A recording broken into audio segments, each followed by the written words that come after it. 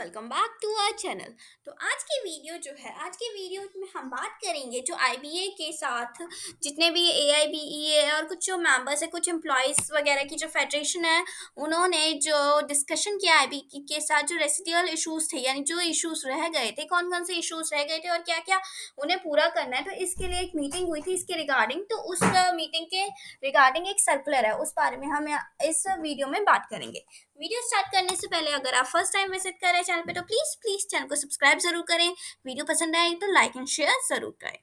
तो चलिए video start करते हैं। तो जो एआईबीई है, all India bank employee association, national confederation of bank employees, national organisation of bank workers, Indian national bank employees federations, उन्होंने एक सर्कुलर जारी किया है। जितने भी मेंबर्स और यूनिट्स हैं उनके लिए, जितने भी एम्प्लॉयज हैं उन सबके लिए एक सर्कुलर जारी किया है कि जो उनकी मीटिंग हुई है उस बारे में बताया है। जो आईबीए के साथ मीटिंग हुई है उस बारे में उन्होंने बताया है कि क्या मीटिंग हुई है और क्या क्या डिस्कशन हुआ है और कैसे आगे फर्दर इश्यूज बढ़ेंगे। तो ये इनका जो 1 जुलाई 2022 को डिस्कशन हुआ था, उसके बाद जो मीटिंग है वो अब हुई है। 1 जुलाई के बाद अब जो अनदर राउंड मीटिंग हुआ है आईबीए के साथ, और 4 यूनियंस हैं, उन चारों यूनियंस का और आईबीए के साथ मीटिंग हुई है। जितने भी रेसिडुअल इश्यूज थे, जितने भी इश्यूज रह गए थे पूरे करना, उसके रिगार्डिंग मीटिंग हुई है। तो जो वो है आईबीए, जो है आईबीए से कुछ मेंबर्स ने रिप्रेजेंट किया था। आईबीए के कुछ मेंबर्स जो हैं उन्होंने रिप्रेजेंट किया था। कुछ ये मेंबर्स हैं, ये इनके नाम दिए, ये आईबीए से रिप्रेजेंट किया था, और यूनियन से भी कुछ मेंबर्स ने रिप्रेजेंट किया था। अब इन लोगों के बीच जो मीटिंग हुई है, तो सबसे पहला पॉइंट जो था वो था 5 डे बैंकिंग। सबसे पहला पॉइंट था 5 डे बैंकिंग। तो 5 डे बैंकिंग क्या था कि उन 5 डे बैंकिंग जो यूनियंस है उनकी डिमांड है कि 5 डे बैंकिंग कर दिया जाए, यानी जितने भी सैटरडे संडे हैं उनको बैंक हॉलीडेज मान के ऑफ कर दिया जाए। और जो इम्पैक्ट ऑफ दिस इंट्रोडक्शन, तो जो है जितने भी 5 डे बैंकिंग यूनियंस की डिमांड है कि यूनियन चाहती है कि जितने भी बैंक्स हैं उन सबको सैटरडे संडे ऑफ रखा जाए और सिर्फ 5 दिन, हफ्ते में 5 दिन खोला जाए। जैसा कि बहुत सारे एम्प्लॉयज़ जो थे वो बहुत दिनों से ये चीज़ डिमांड कर रहे थे। तो ये बात उन्होंने आईबीए के सामने रखी। तो आईबीए ने इस चीज़ को माना, इसे समझा। आईबीए ने कहा कि अगर आप लोग जो आपके 5 वर्किंग डेज होंगे उसमें अगर आप कंपनसेशन करेंगे, अगर आप अपने टाइम को ज़्यादा देर तक बैंकिंग जो हार्स है 5 डेज यानी मंडे टू फ्राइडे वाला, उसमें या तो सुबह अपना ऐड करें। जो मॉर्निंग हार्स होते हैं, मॉर्निंग वर्किंग हार्स जो होंगे, अगर मॉर्निंग वर्किंग हार्स इंक्रीज करें तो हम इस बारे में सैटरडे संडे ऑफ रखने के बारे में सोच सकते हैं। तो क्या हमें 5 डे बैंकिंग ऑफ मिलेगा? जी हाँ दोस्तों, हमें 5 डे बैंकिंग ऑफ मिल सकता है, लेकिन अभी अभी सिर्फ आईबीए ने ये बात मानी है। अब आईबीए जो है वो गवर्नमेंट के साथ इस इशू पे डिस्कस करेगा। गवर्नमेंट के साथ भी कुछ मीटिंग्स होंगी, बहुत सारी मीटिंग्स होगी। अगर गवर्नमेंट मान जाती है तब जाकर हमारा 5 डे बैंकिंग हो सकता है, और इसको भी होने होने में कम से कम मिनिमम 1 साल तो लग ही सकता है। मिनिमम मान रही हूँ, अगर गवर्नमेंट मान जाती है तो, लेकिन उससे ज़्यादा भी हमें साल लग सकते हैं। 1 से ज़्यादा भी टाइम लग सकता है, 1 साल से ज़्यादा भी 5 डे बैंकिंग आने में। तो अभी थोड़ी-सी तो खुशखबरी है, लेकिन थोड़ी-सी भी थोड़ी-सी खुशखबरी है, लेकिन ज़्यादा नहीं है, क्योंकि अभी गवर्नमेंट मानी नहीं है, गवर्नमेंट को भी मनाना है। जब गवर्नमेंट मान जाएगी तभी हमारा 5 डे बैंकिंग जो है वो पूरा हो पाएगा। तो पहला इशू ये डिस्कस हुआ था। सेकंड इशू था कि जो हमारी पेंशन अपडेशन होती है, जो पेंशन अपडेशन से रिलेटेड इशू डिस्कस हुआ था कि जो पेंशन अपडेशन बचा हुआ है, तो आईबीए ने कहा कि जितने भी बैंक्स हैं वो सारा अपना जो पेंशन अपडेशन है वो जितनी जल्दी हो सके, जो हमने यूनियन ने डिमांड की थी कि पेंशन का जो अपडेशन होने वाला है वो जितनी जल्दी हो सके जल्दी से जल्दी हो, और जितनी भी जो भी कॉस्ट में इशू आ रहा है, जो भी कॉस्ट वगैरह लग रही है, उसको अच्छे से सेटलमेंट वगैरह करके जितने भी पेंशनर्स हैं उनको अपनी पेंशन्स जो है वो जल्दी से जल्दी मिल जाए। तो पहले पुराने जो फिफ्थ बाई पार्टी के लोग सेटलमेंट के लिए रह गए थे उनकी पेंशन्स हो, फिर सेकेंड सिक्स की हो, फिर सेवन्थ की हो, फिर सो ऑन हो, यानी एक रोड मैप तैयार हो और एक वाइज एक सीरियल वाइज जो हो वो पेंशन अपडेशन हो। पहले जो उन लोगों का पेंशन अपडेशन हो जिन जो 1986 2002 में रिटायर हुए थे, पहले उनका पेंशन अपडेशन हो, जितना जल्दी हो सके वो हो, और जितनी भी एडिशनल कॉस्ट आएगी फंडिंग को पे करने में, वो सारी जो होगी वो सारी को बैंक जो है वो अच्छे से रिजॉल्व करे। तो आईबीए ने कहा है कि ठीक है, आईबीए इसके एडिशनल कॉस्ट के बारे में काम करेगी, इस पे जल्द से जल्द इस पे डिसीजन लेगी और इस स्कीम पे आगे डिस्कस करने के लिए एग्री हो गई है। नेक्स्ट इशू डिस्कस हुआ था x ग्राटिया for pre 1986 retirees and surviving spouses. जो एक्स ग्राइटेरियाज हैं, 1986 के जो रिटायरीज और जो उनकी स्पाउसेस हैं, जो हैं सर्वाइविंग स्पाउसेस हैं, उनकी से रिलेटेड इशू डिस्कस हुआ था। तो यूनियन ने डिमांड की थी कि जो एक्स ग्राटिया ग्रेटिया है, उन जो 1986 के रिटायरीज और उनके सर्वाइवी सर स्पाउसेस हैं, उनको जो एक्स क्राइटेरिया है, उनको जो उनको पे किया जाए और उनको इंक्रीज हो जाए। उनका जो एक्स क्राइटेरिया है वो इंक्रीज कर दिया जाए, उनकी एडवांस एज को देखकर, उनके मेडिकल रिक्वायरमेंट्स को देखकर और भी जो ज़रूरत है उन सबको देखकर उनके एक्स क्राइटेरिया को इंक्रीज कर दिया जाए। तो आईबीए ने इस चीज़ के लिए एग्री कर लिया है, सिंपैथिक दिखाई है और इस इशू को डिस्कस करने के लिए, आगे ले जाने के लिए एग्री कर लिया है। तो आईबीए जो है वो इस इशू को भी आगे ले जाएगा। नेक्स्ट इशू है इम्प्रूवमेंट इन पेंशन स्कीम। जो पेंशन स्कीम है उसमें इम्प्रूवमेंट किया जाए। जो फुल पेंशन 50% की जो पेंशन है वो 20 साल जब हो जाए उसके बाद पे की जाए, 33 की बजाय जब 20 साल हो जाए तब पे की जाए, जो 50% पेंशन बनती है। और इस जो पेंशन है वो एवरेज लास्ट 10 मंथ्स, या तो लास्ट 10 मंथ्स या लास्ट मंथ की जो पे जो भी ज़्यादा हो उस पे कैलकुलेट की जाए। तो पेंशन जो स्कीम है उस पे भी इम्प्रूवमेंट होना चाहिए। तो ये भी यूनियन ने आईबीए के सामने रखी है और आईबीए इसको लेकर बात करने के लिए तैयार है। और इसको लेकिन अब आरबीआई ने कहा है कि अभी ये पेंशन रेगुलेशन से रिलेटेड अभी अभी एक्सेप्ट नहीं हो सकता है, बाद में हम इसका देखेंगे।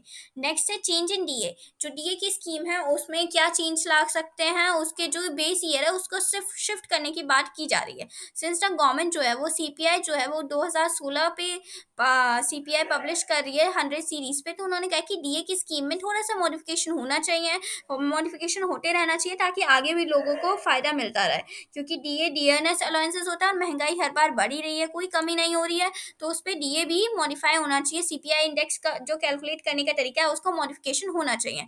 तो अगर ये चीज़ इशू आरबीआई ने कहा कि ठीक है हम इशू के बारे में बात करेंगे। अगर ये सीपीआई डीए का जो सीपीआई है वो चेंज होता है तो डीए में बहुत ही अच्छा हमें इंक्रीमेंट देखने को मिल सकता है। तो ये बैंकर्स के लिए बहुत ही अच्छी खबर है कि अगर डीए के सीपीआई इंडेक्स में चेंज होता है तो अच्छा खासा डीए की इसके जो सीपीआई है डीए इंक्रीज हमें देखने को मिल सकता है।